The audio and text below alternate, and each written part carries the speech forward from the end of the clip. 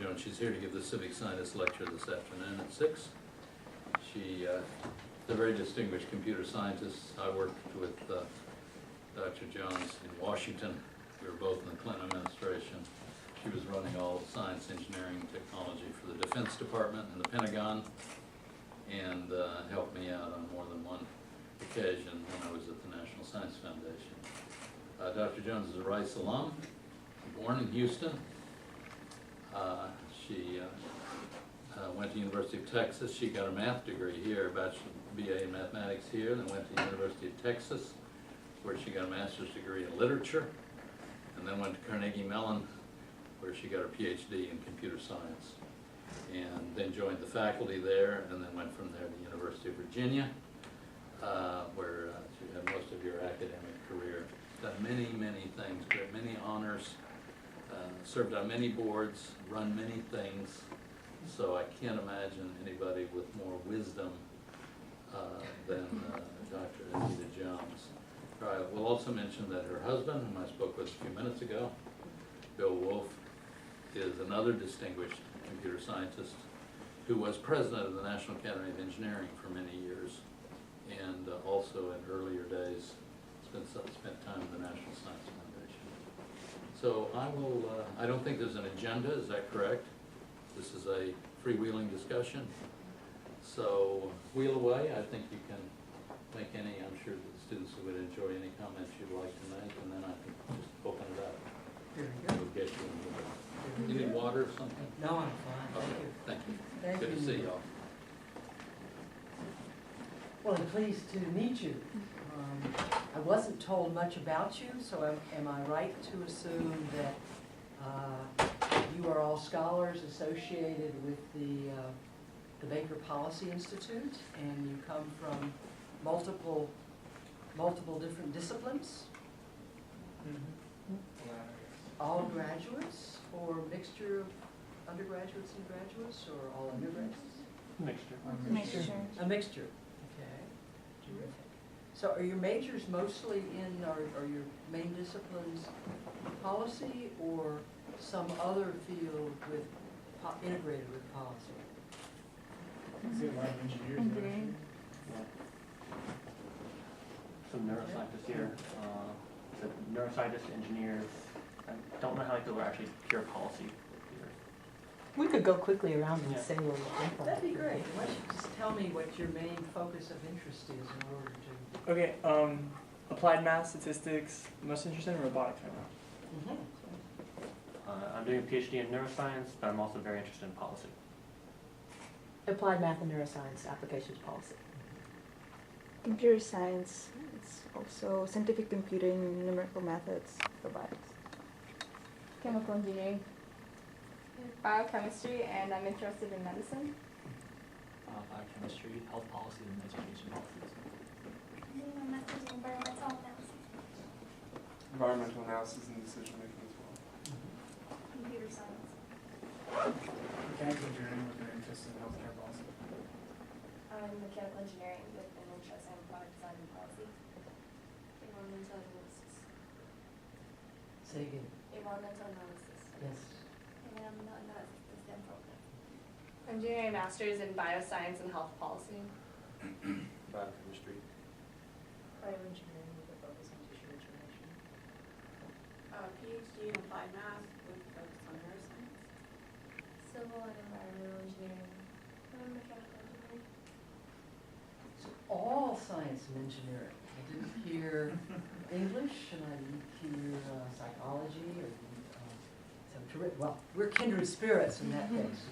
I'm an engineer. I'm a computer scientist, but in my book, computer science is really an engineering field because science is the study of natural behavior, whereas engineering is creating things that never existed before. Typically, they're useful for people, but things that have never existed before. And in computer science, especially on the software side, which is the side I focus on, it's all about creating applications or systems that are different from what people have ever seen in the past. let's see, can I tell you a little bit about me and then make a few remarks? I think I will key off of the talk I gave this morning. I talked to some high school students, and so first thing I thought is, well, what did I think when I was back in high school about career and such? Well, I didn't think anything at all. All the women I knew were homemakers and mothers. I mean, I would see women working in stores and other things. And we didn't have programs that acquainted us anyway, or maybe I just was off the reservation and missed the whole thing. But they didn't talk to us about different careers and such and where one could go. And so I was just clueless. And I came to Rice, and I didn't have a plan. I had decided, I liked things technical, and so I decided to major in math. I will remark for those of you in applied math and statistics, those weren't there at the time that I was here, which was 60 to 64. And we only had theoretical math. It was very, very hard. We didn't do numbers. We almost never plugged in any numbers. And so it was quite abstract and theoretical. And I frankly struggled. I guess I was a B student, but I didn't ace the courses. But I really liked things technical. And I figured that I would have to support myself. And so I thought long and hard about what's going to be really hot and changing and advancing and contributing to society through my professional career. And the answer for me was information technology, computer science. So that's why I eventually went on and did a degree in computer science. What I told the students in DeBakey High School this morning was that what I think is important is, one, to get an education, but in that education, to get a set of knowledge plus skills that make you able to contribute to society, to solve problems that are important for society. And so, again, this was more for the high school kids. I said, so, I came out of college, not really even then, when I graduated from Rice, knowing exactly what I was going to do, except I wanted to go read literature, so I went to the University of Texas for a while. Be respectable while I didn't have a job and was just doing some reading. But for a girl who grew up in Texas with the cultural norms that I grew up with, later in life, if you've been in Neil Lane's office, you see a picture of him on the South Pole. I have stood on the South Pole. I have been in Tanzania, living in a tent just overnight as a tourist, with lions outside, 100, 200 feet away. I have flown across the California desert in a Marine fighter plane below 100 feet, just doing terrain following. It's quite exciting, I will tell you. I've done a fighter plane takeoff from a carrier, which is also a lot of fun because it's got to be a two-seater because I couldn't fly it. And you're on full afterburners, and then they release the plane because that's the only way it can get up into the air. And then when you come back, you got to come back, of course. Then you do an arrested landing where you are caught by one of 5 catchment lines. But when you get caught, you're still on full afterburner because if you don't get caught, if the tail hook that's driving doesn't catch one of those, you better be on full power because you're going to land and drink as you go into the carrier. And so this was from someone who had a middle-class cultural upbringing in Houston and went through Rice and had no clue as to what she was doing when I was even into my senior year. But I had decided that I really liked technical things, and I had decided that eventually I would go do computer science. There was no computer science department here at Rice at the time. And I would get a set of knowledge and skills so that I would be worth something to somebody else. And yes, they pay you, but that's actually not the main thing, at least for me. It is that they invite you into their company or into their research project or into their university to work on problems that are really important. And for me, by a circuitous set of circumstances, I ended up not being a classic university professor who did research and taught classes in computer science, but I got mixed up with the national security community and ended up at one point, as Neil said, being an assistant secretary of defense and having responsibility for the science and technology program. And the privilege of managing, don't quite manage it, you oversee it, I guess, managing that program and making sure that the Defense Department went and solved important problems, like developing freeze-dried blood. Blood is very heavy if you have to transport in a cargo plane, lots of it, to into a war zone. A lot of my stories or my examples will be military because that's what I know about. And the reason you want blood is because somebody has lost a lot. And it doesn't matter what the nutrients in the blood are. It matters whether it can carry oxygen, particularly to the brain. And if you can take a whole lot of freeze-dried blood, which weighs an ounce rather than pounds, into a place where you've had a terrific loss of life or a natural disaster or a man-made military casualty disaster, it spells the day life and death difference, and being able to invest in something like that and having the researchers find that. Investing in creating, someone mentioned robots.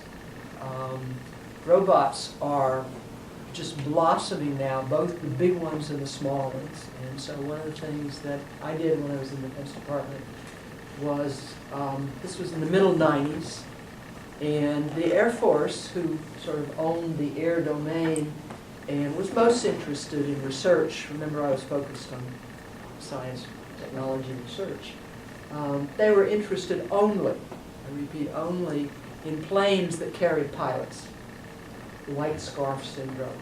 And so but we said, no, you know, the time is right, the technology is right to build robotic aircraft and so we built a set of them, but the Air Force wanted no part of that. But because we had an independent, separate science and technology program, we built those.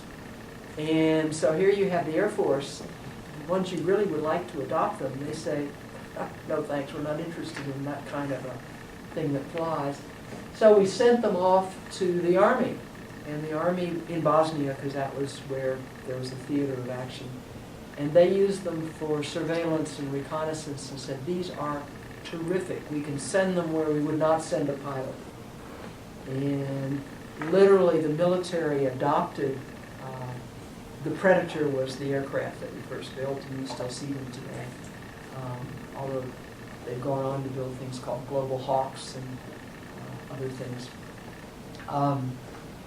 They cost pennies compared to the fighter and cargo planes that require support for a pilot. And you can send them in places where you're willing to lose them. And literally in a matter of months, once the science and technology program had built them and put them in the hands of some operators, the Army in particular, the Air Force completely changed, literally, its religion, believing that pilots had to be in aircraft.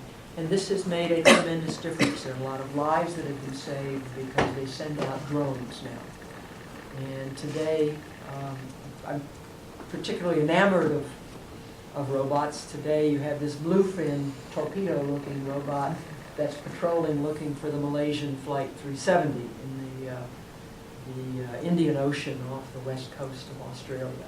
And to be able to work with a team, so I use those as an example, where a small group of people, both for building the Predators and for building that bluefin drone, or for finding the freeze-dried blood. There are people in a laboratory or in a company, and they designed a set of experiments, or they designed a device, in the case of the Bluefin underwater subsea robot,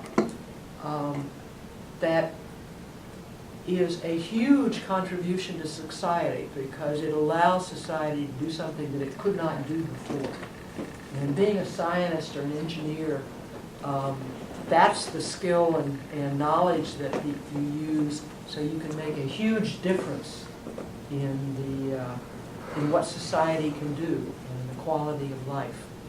And so I think you and I are blessed because in this country we're able to get that kind of education, and all kinds of doors will open to you, and people will always pay you well. And again, that's nice, but what's important is they will invite you to sit at their table, work on their team, on their project, because you have just those skills in statistics or in environmental analysis to solve whatever problem they think that their team wants to go solve.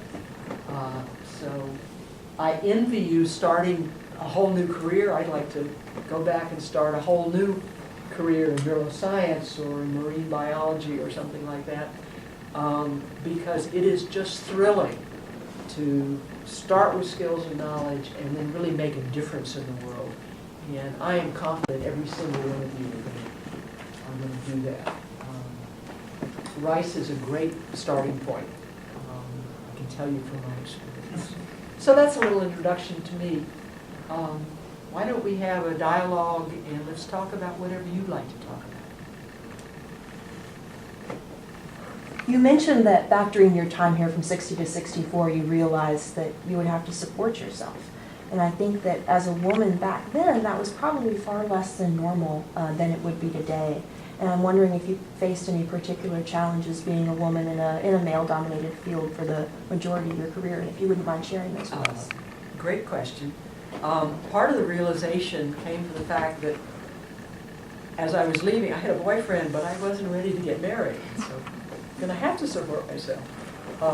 And it was a change because, again, most of the mature women that I knew were the mothers of friends, and they were almost all at home.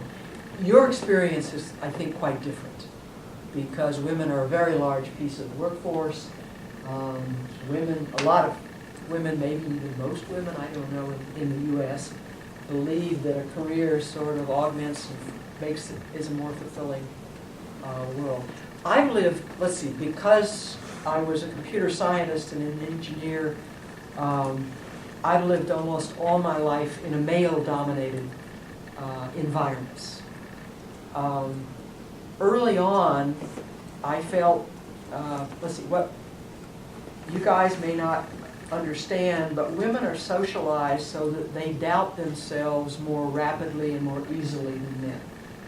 They say, well, I don't know that I can do this, whereas men, maybe it's because of all the sports, I don't know, but they're socialized to say, of course I can do this. And so there is more attrition of women in PhD programs. And to a great extent, larger than it should be, it is because they come to doubt whether they can do it when the professors know they can do it. And they leave.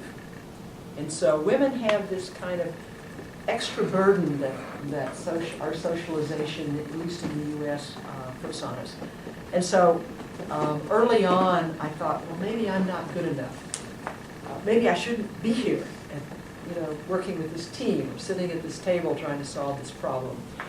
And then after a while, I got tired of that, and so I decided that what I would believe is, well, if somebody invited me to do it, and they were the people that were responsible for putting this team together, then probably I was. And if I wasn't, then it's their fault and their problem, not my problem. And so I stopped worrying about that. And so I highly recommend that. If this is something that, and it will be particularly the women around the table, if this is something that concerns you, talk yourself over to the position of, it's not something you should worry about. It's something that the people who put together teams or make hiring decisions, they can worry about it. And if they say you should be there, you should be there. You might think that the Defense Department, which is a little less so male, but still very male dominated, especially up in the general officer category, the generals and the admirals. You might think that is more difficult. It was actually easier. And the reason is because in the Pentagon, everybody has a rank. Even the civilians have a rank. Even the civilians hired to work on the staff of the Pentagon in whatever job it is. And everybody knows everybody else's rank. And the rank of the office, this is the only time I went into government, the rank of that office was 4 stars. And everybody knew it. And so I had that authority. And so, I will tell the ladies this, not the guys, it never ceased to give me a thrill or a laugh to walk into a room with 2 stars and 3 stars, I mean very serious leaders in the Pentagon, and they would stand up. Oh my. I actually like that. And so if you had the authority, and if you owned the money, it was often money decisions, they would salute because you had the rank. And so actually I had less problems in the Pentagon. The time I had the most problems, and I had very few problems, there would occasionally be somebody who would make a remark that, you know, they just hadn't thought it through and it just came out and it was wrong. But the time that I had the most difficulty was when several of us started a small company. So this was in the 80s. And the people that were the most difficult for me were the financial types and the legal types, not the technical people, because technical people, they will take you on the basis of whether you make good technical arguments or not. I mean, that is sort of the coin in the realm for us engineers. And so if you say stupid things, well, she's really pretty dumb. And if you say things that make sense, they'll say, well, she makes sense. And they will just take you at face value. But at that time, maybe it's better now. It was a little more discrimination, I think, between the authority of men and women in different positions in the legal and financial communities. And it would most often, they wouldn't say things that were rude or anything, but they would talk and they would only look at the men in the room, because most of the rest of the room was men. And it was very annoying. But let's see, that was awfully minor, and that was really the extent. So I haven't felt a lot of impediments. It's only early on some that I put on myself. Mostly I've had help from sort of everybody around me. Another thing that is true is if you're trying to do something and you ask someone for advice, you go to a Neil Lane and ask, he would be delighted to help you, and you know, all through your career. You know, if you're trying to think through something, there are a lot of wherever you place yourself, based on where you've already gotten, there will be smart people, wise people around you, and they're always delighted to give you advice because they want to see you get ahead. And so ask. So especially if you're putting impediments in your own mind in your way, go talk to someone and see if you can get them moved aside. How did you feel that a computer science background going to the DoD that seems a little bit untraditional? Did you feel like it kind of hindered you, or did it help you and give you an extra perspective? Like, what came out of it? Well, let's see. I think it was particularly helpful because nothing has changed society like information technology. It is ubiquitously applicable. And so if we're going to talk about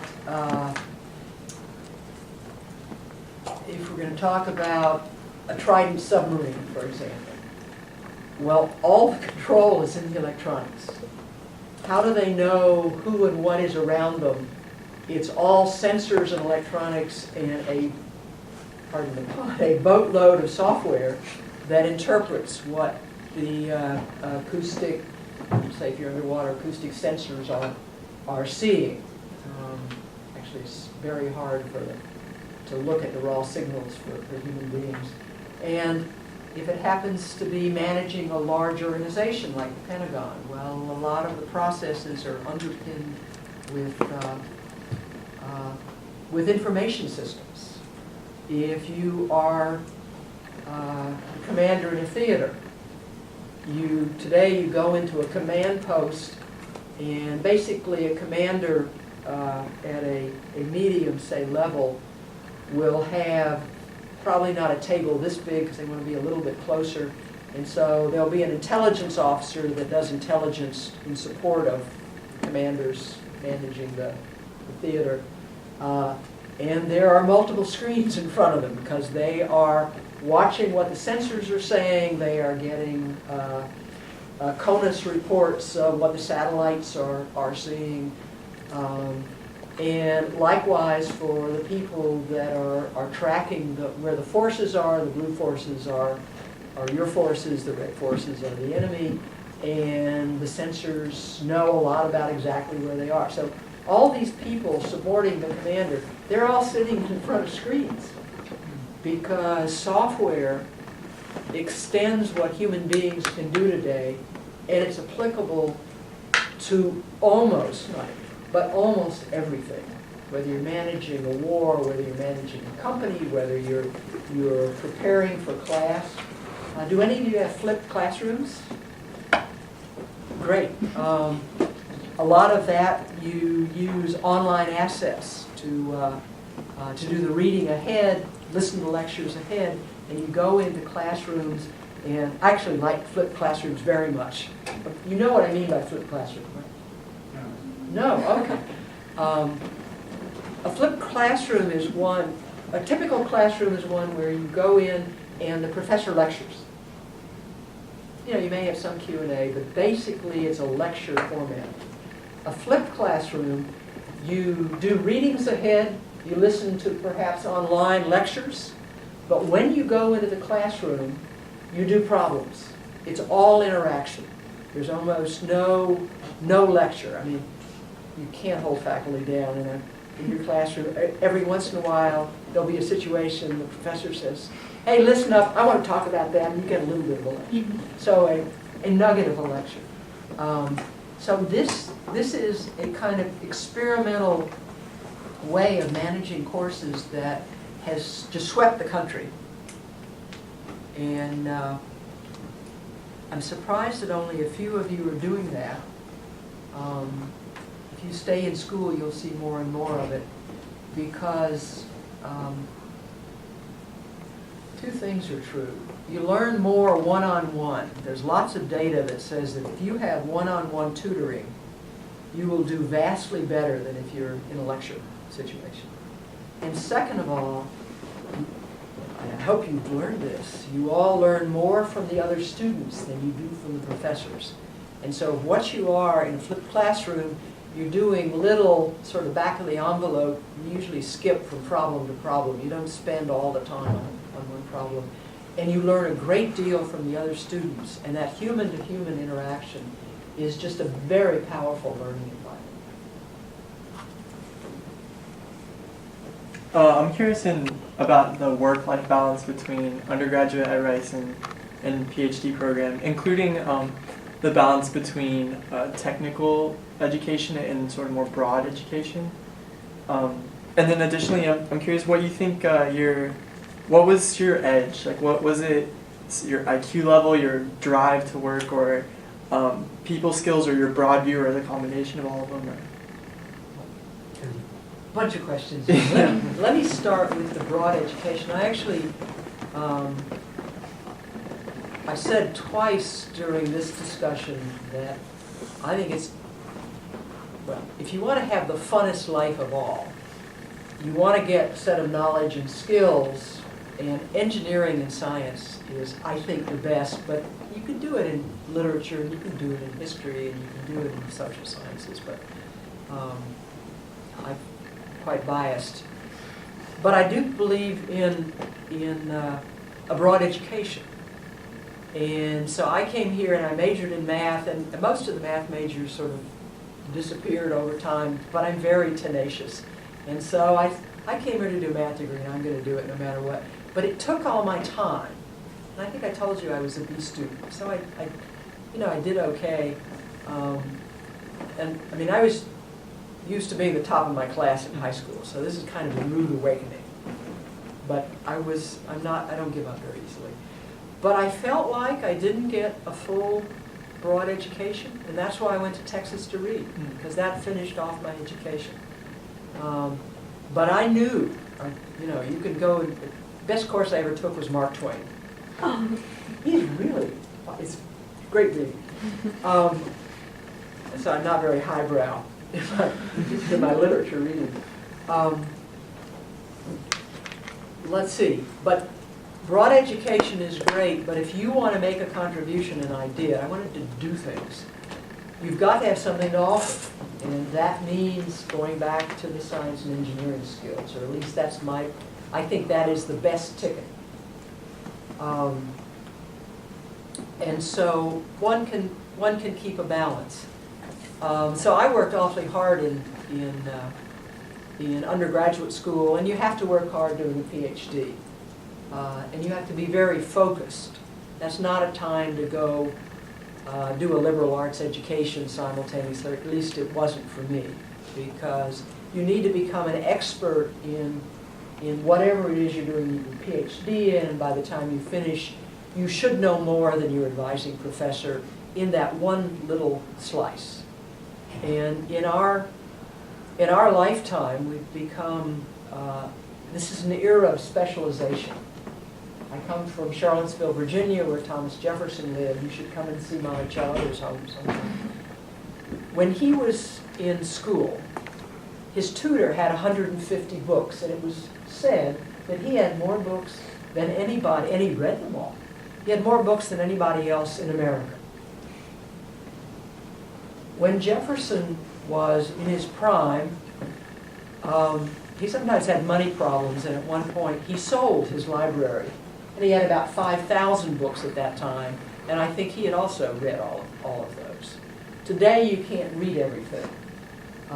For those of you who are computer scientists or electrical engineers, there is a great engineer, Carver Mead, who was sort of the father of VLSI.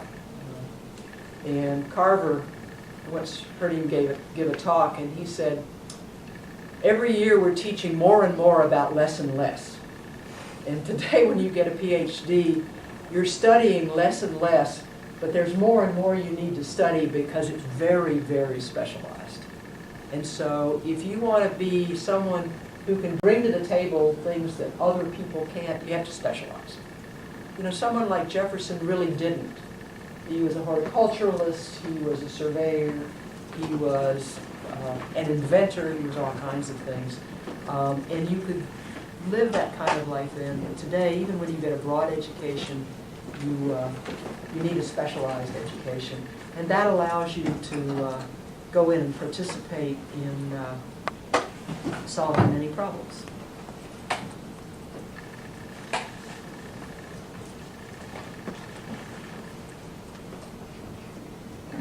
So today's job market is pretty competitive. What do you think we should do during our education to kind of give ourselves the edge? What are things we can do? Let's see.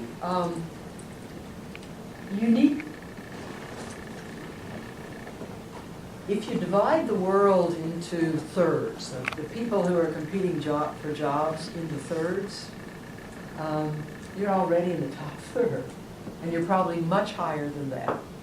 You just need to be good at something that is your specialty. And you don't have to be the best in the world. And you asked about IQ. I think I'm smart. Actually, if I had a choice, being wise and being savvy about making choices, I think would serve you better than being the brightest bulb in the chandelier. And there are just lots of things You go over to the medical, I was told that there are 100,000 people who work over there on any given day. You know, you don't have to be the Albert Einstein of biomedical engineering to be one of the 100,000 over there. So yes, it's competitive. Do you always get the job you want? No, but I would bet all of you will very easily get a very good job that will be a stepping stone for whatever you want to do next. And you should always, by the way, another thing, one of my attitudes is you always want to know what your market value is. And you always, every few years, you want to ask yourself the question, am I in the right place? And maybe it's time to go some other place. And mostly the answer is, yeah, I'm in a pretty good place. But every once in a while, especially if you're feeling like I was feeling that time at Carnegie Mellon, that I'm way down in this rut, I'm doing this narrow set of things, and somehow I want to spread my wings, then maybe it's time to change. Or another piece of advice I would give you is if you want exposure to something new, just volunteer. Volunteer, because that opens doors where they won't pay you to do what it is you want to do, but in fact you can be with really smart people working on really good problems because you volunteered your way in. And even if you're kind of early on a gopher, you can meet some really smart people in the planet who care about things that you care about. And I think that's particularly true. Several of you are working in an environmental area. Something I think that is going to change is that with climate change, particularly, maybe it's everywhere, but particularly in the oceans, I think there is going to be an explosion of marine science to answer environmental questions about warming. Say, I sure would hope that they would protect the Great Barrier Reef, but you better find out what warming is doing to bleaching the coral and such. And so there are often things in almost any area where you can volunteer your way to get to work with a group. Mostly you don't do things on your own, especially the engineers among us know. If you want to build a new replacement for the bluefin that can't go low enough to look at the depths in the Indian Ocean, because apparently I was told the ocean pressures will crush the batteries. And that's the limiting factor right now. I don't know if that's true, but it's plausible. Well, you can go study that and design a robot that can go deep. Anyway, so I believe you, to answer your question, go back to it anyway, because I'm wondering. Another philosophy of mine is always have an unfair advantage. And typically, your unfair advantage are things like there's this area of specialization where you really do know more than most, and you're really good at operating in that area of specialization. Or your area of specialization is you're willing to cross boundaries and take a risk and do something multidisciplinary where all the other engineers of your ilk really, they just want to deal with other engineers who look like this, and they're kind of afraid to go cooperate with the biologists or with the social scientists or come over here to Baker and talk to those policy folks. And so if you're willing, you should not be stupid and take unfounded risk, but if you're willing to take a risk and make a change, you actually have a great advantage over most of the population won't do, most of your competitors won't do that, because it's just human nature not to do that. And so always look for an unfair advantage. Sir? Can you comment on the difference between scientific culture and, say, military or political culture, and how, if you want to transfer from science to something like what you were doing, what we should look out for so we don't step on toes? Well, there are of course toes everywhere, and there's politics everywhere. Let me dispense. When I was working with Neil, he was at the National Science Foundation, and I was running science and technology in the Pentagon. At our level, the politics revolved around money, appropriation of federal money in our respective agencies, and they're different.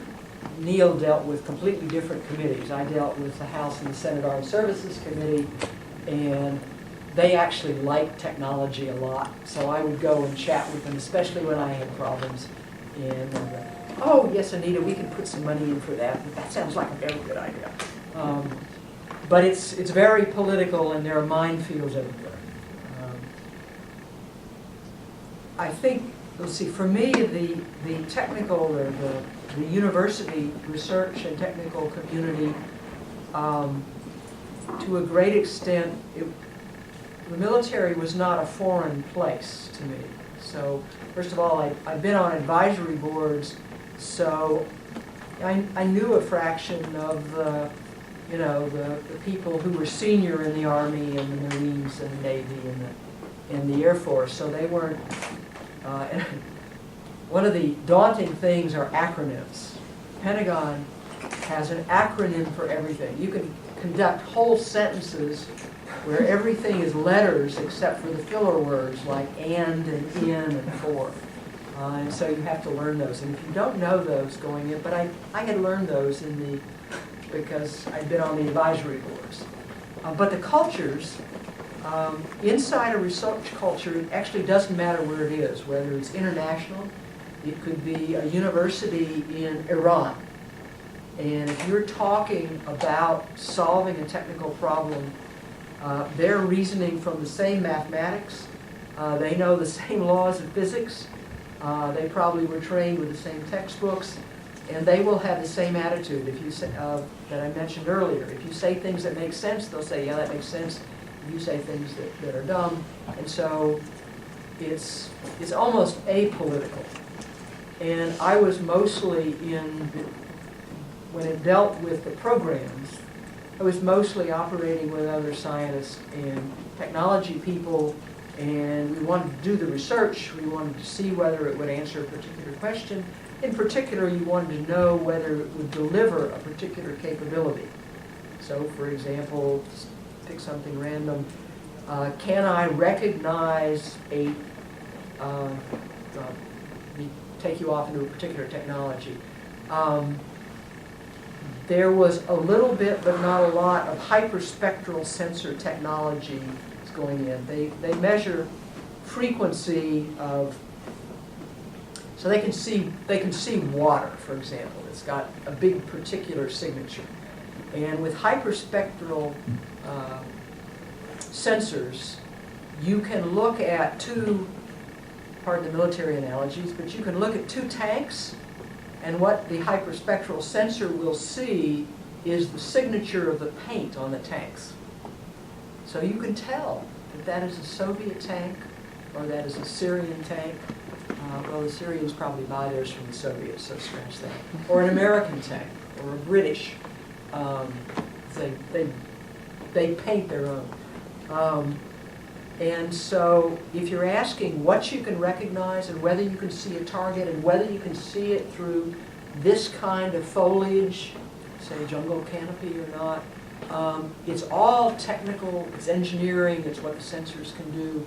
And so it's all apolitical and on an even plane. And if you've got the data and if you've got the arguments, then people will say, okay, I believe that. That's a better explanation than the one I had before. At the higher levels where you start talking about what the technology can do, which was a large piece of what I did in the Pentagon, so I wanted to, absolutely failed, of course, as I told you earlier, wanted to convince the Air Force that they really wanted to invest their people and their money in what you all now call drones. We didn't call it, the word was there, but we didn't usually call them UAVs, unpiloted air vehicles, except of course they are piloted, you know? It's just that the pilot's not sitting in the cockpit, so that's also a magic. Anyway, but they didn't want to hear it. And again, flippantly I say it was a religious argument because the pilots run the Air Force. They always have, they still do.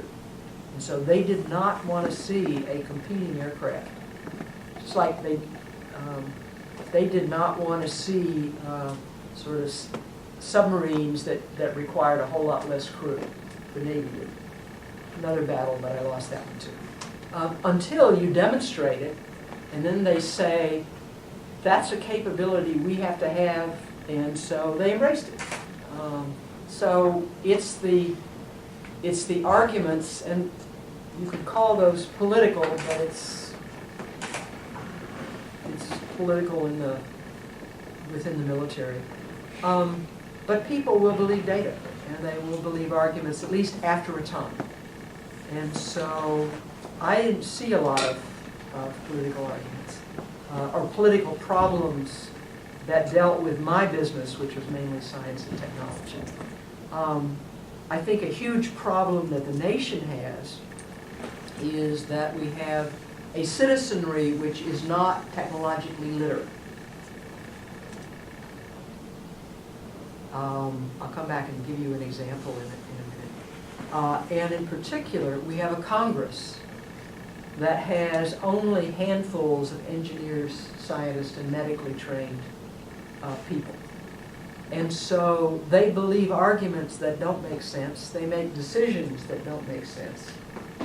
And it's because they don't have technical literacy. And so they can be swayed by arguments that are just flat out wrong. So for example, this is not about Congress, but if you ask the average citizen in the street, if my only concern is pollution into the environment, which is worse, an electric car or internal combustion car? Okay, which is worse? I set up the question so you're saying it can't be the answer I think it is. Most people would say electric car. And the answer is the electric car in the US, based on how we generate electricity, is 3.5 times worse. Well, the average citizen says, yes, but no carbon dioxide comes out of the tailpipe. It's got to be better. And the answer is, but you're not taking an engineering approach. An engineer would say, you've got to look at the whole end-to-end system. And in that system, you've got to generate electricity and charge the battery. And it is because of the way in America, I carefully phrase that, because we mainly use gas and coal-fired plants, you have to count the cost of the CO2 effluents, not to speak of nitrous effluents and sulfur dioxide and such, that was generated by those plants, because you have to have a battery and you have to go recharge it in an all-electric car. Now, if you were in France, that gets 80% of their electricity from nuclear puts out no CO2. And the answer in France would be the electric car. But the point of the story is that unless you don't have to be an engineer, but unless you're technologically literate to say, well, to answer that question, I've got to consider all the things that go into building the car, disposing of the car at the end, and in particular, charging the batteries. If I know all those things, then I can answer your question about the CO2. But most people don't know to ask about the end-to-end system that the electric car is a part, and so they come up with the wrong answer. So that's just an example of lack of technical literacy, which, by the way, ought to come out of high school. So you should have all that before you leave high school, much less get to college. Well, that was going to be my question, how you go about creating a technically literate population when you can't educate everybody in university in STEM because there just simply aren't enough STEM jobs out there to absorb. So as high school, can you teach that amount of material? Well, what I just explained to you? Yeah, that you could, definitely. Okay, so let's take another one. Radiation. People are very fearful of radiation. They say, if it radiates, then it must be bad. Well, I'm sorry, you radiate. Okay? if you go up in a plane, you get many times the radiation that you get either on the ground or even from a dental x-ray. And oh, by the way, the number of people who have died from nuclear power plants having safety incidents is dwarfed by the number of people who've died mining coal. And so you need, well, first of all, you need, in an hour, if we had the time, I could give you a short tutorial in radiation, and we could start talking about lifetimes. But we don't have time for that. So some things radiate and they will kill you. They will give you radiation poisoning, which essentially is there's enough particles being emitted and going into your body from that radiation source that it destroys enough cells and the body can't recreate them.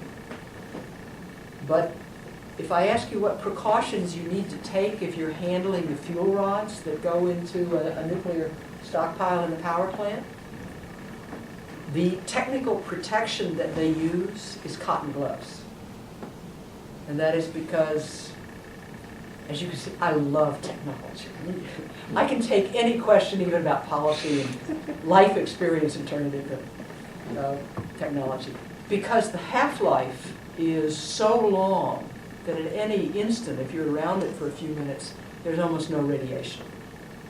And yes, it's radiating, but it's not going to affect you because there's so little of it.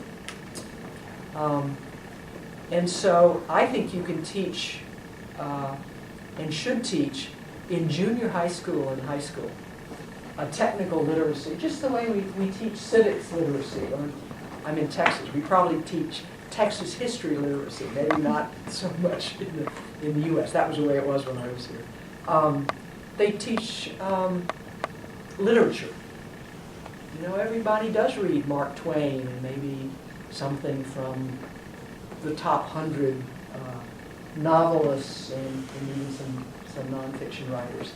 Well, you can teach this kind of a course to people who essentially are not, don't have and don't believe themselves to have an aptitude for mathematics, are not interested in science, and in the end it comes across as a little bit of knowledge but a lot more common sense.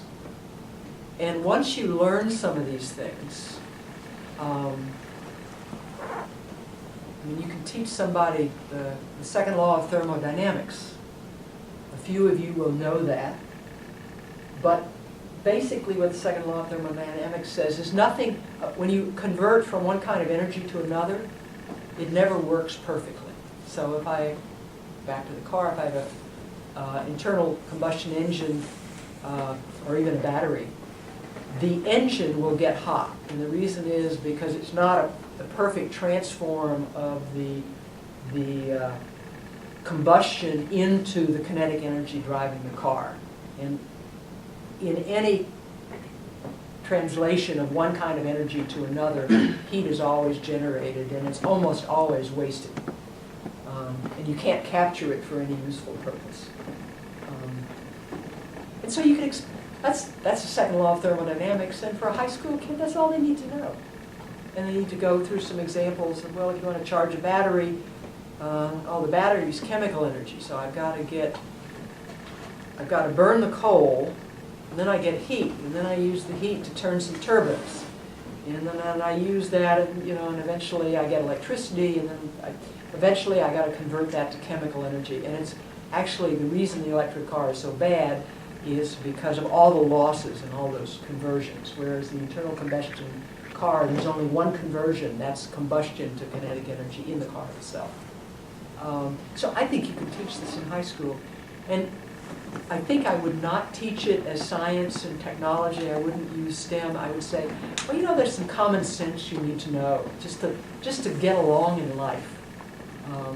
And teach it that way. And I think you can. I guess the harder question is where do those policy changes come from? You know, if it's not currently part of the curriculum, then getting that shift to happen, what's going to create that change? Let's see, I think it has to be driven by the standards to which we teach. Because teachers are kind of locked up into teaching to Common Core standards or whatever. How much of that is in Common Core, I don't know. Some of it is, because the standards over time have gotten better, but they are very constraining. One of the problems is that many of the teachers are teaching subjects in which they did not get their degree. And I think that is sinful. So if you're teaching science, you know, you should have an undergraduate degree, at least in if not a master's, in one of the sciences. Once you know the scientific method that's applied to chemistry, it works the same way in physics, and so a lot of things will transfer. But I think part of the answer is you have to build it into the standards. You build it into this common sense. And second, you have teachers who understand these large issues, who are not just teaching something that is actually a little bit foreign to them, and they didn't or haven't yet internalized it the way somebody who really does have a major really knows that field has done. Yeah. How pressing of a problem do you think climate change is, and what do you think is the best way to approach that? Say it again. How pressing of a problem do you think climate change is, and what do you think is the best way to approach it? In terms of, anything. Let's see. My husband would tell you that it is, he's also an engineer, as Neil told you. He would tell you it's the most pressing problem. For me, it's the second most pressing problem. The first one being maintaining civilized behavior between the nation states, and now we have terrorists who can do bad things. I'm going to give a talk on cybersecurity, and it is my belief that certainly a nation state could attack. Cyber systems underpin all of the, well, maybe not the water system so much, but certainly the electrical system, the telecommunications system in this country. And I believe you could do physical damage. I'm not so worried about blowing up information, but you could blow up transformers that cost tens of millions of dollars that can't be replaced in months and months. And there are only 2,000 of those in the country. And so I believe, I don't know whether a terrorist cell could do it. They could do a little damage. But a nation state that decided to do it could do it. And if our country decided to do it to somebody else, they could go in through the cyber systems and do damage that would cripple society for many months. And so for me, that's the number one problem. We've got to get on top of that. And I'll talk a little bit more about that. So climate change would be second, and we're not reacting fast enough. And the changes, and again, once you, they are seeing bleaching of coral from heating in the oceans.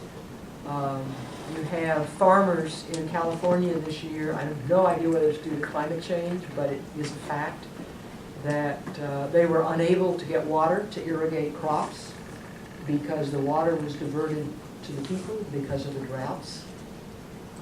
I think it's inevitable that there are going to be sea rise. I forget the name of the country, but there's a country, some very small country out on an atoll, which is just a coral bed, which now it's an island, people live on it, but it's only a few feet above the Pacific. And if the Pacific rises because ice sheets melt, the whole country is going to go away. And so I believe that the coastal boundaries are going to change somewhat. You know, it may just be miles inland here and there, but it would be very disruptive to the people who actually live have a house right on the cliff at the coast. People talk about changing the water circulation patterns inside the oceans. The temperature on our East Coast, the temperature in Britain, is what it is, not because of where it is, but because of the ocean climates. And so you environmental people need to understand that and figure out what we need to do and make the case ever more compelling. So there's a huge amount of science and engineering to be done in and around that. I believe it to be a huge problem. Briefly, you mentioned before the importance of specialization and how that can be an edge, but to go back to what you just mentioned, the importance of the cybersecurity issue, I'm wondering if you think pure technological and specialized approaches to issues such as that at the national level are sufficient to solve those types of problems, or if like larger ethical educations or political educations in conjunction with that technical background would be necessary to deal with such a problem. Let's see. This is a problem that is not solely technical. There are policy issues, there are nation-to-nation relationship kinds of issues. And I think addressing that is not a matter of education for the general populace. What I'm going to say in the talk is that I believe that the internet as it's constituted today does not give the people who are responsible for protecting civilization in this country or any other country the tools they need to do it with respect to the virtual universe. And I think it's a combination of policy and of technical solutions. So for example, voting systems. The states control voting, and there's been a pell-mell rush to do electronic voting. Get rid of all that paper. Election boards across the states, they don't want paper, they want electronic. Well, I'm here to tell you, and Dan Wallach did some of this work here, he's in the computer science department, as some of you would know. The electronic systems cannot be trusted alone to do that. I don't care how good it is. I don't care if you go and build a new one, I'm not going to trust it.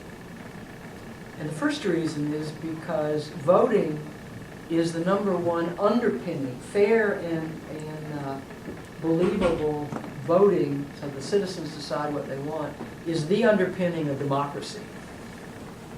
And if you have an electronic system, it's not actually, the electronics are probably pretty good, but it's all that software in there that the computer scientists do not know how to build without flaws. And if there are flaws in there, they can be exploited. And there's been a study of several software systems for electronic systems, and they are full of holes that invalidate them as being a proper support. And so there are some solutions actually that the states are adopting. Goes under, if you want to see what they are, go out to the website verifiedvoting, all one word, .org, and it's a combination of some policies and some processes that involve people and some technical solutions. And I think that makes a lot of sense. But a fully, some computer scientist built the software for your voting system. I can tell you as a computer scientist there are flaws. Given the tools we have today, the good people built that, you can't build it. It's just not possible to build that. I trust more the software that is in nuclear power plants because the only people who touch it are highly trained. It's been tested much more rigorously than the voting systems, which are just commercial products that they rush to market without doing a test. And so the software tools and techniques we have aren't good enough for a solely technical solution, and may never be.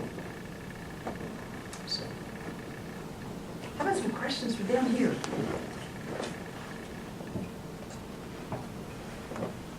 Yeah.